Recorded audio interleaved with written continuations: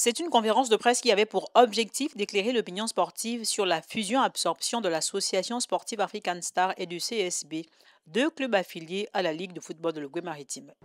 Deux enfants de la Ligue, deux enfants de l'Ogooué-Maritime, deux enfants du Gabon ont décidé de se mettre ensemble pour créer une entité plus grande, avec une ambition plus grande. Le CSB ne meurt pas, il se fond dans un projet plus grand et ce projet est le fruit d'une opération juridique qui s'appelle en droit la fusion-absorption.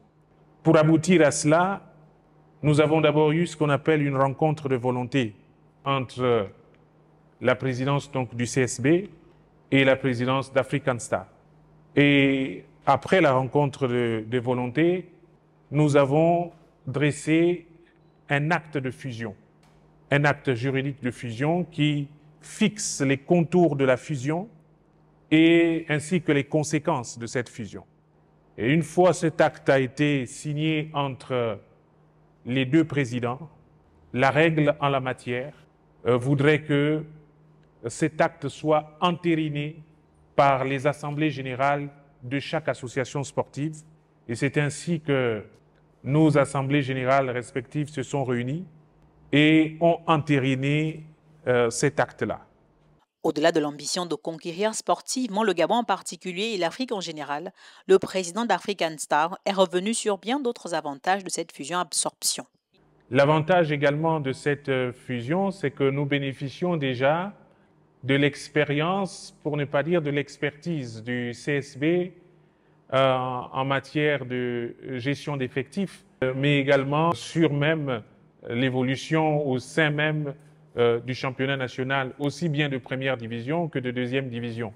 L'avantage également pour nous était qu'en fusionnant avec le CSB, nous accédons directement à l'élite, sans être passés par les étapes classiques.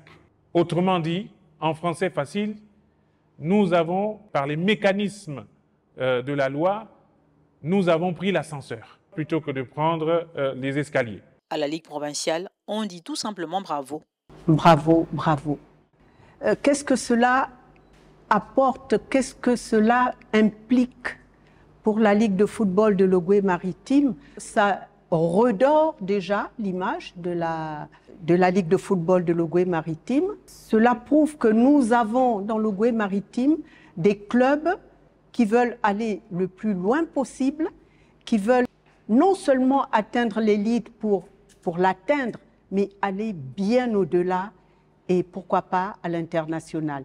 Et c'est forcément une très très grande opportunité pour l'Ogooué-Maritime de redorer les lettres de noblesse de l'Ogooué-Maritime, de redorer l'image du football gabonais, du football marigovéen.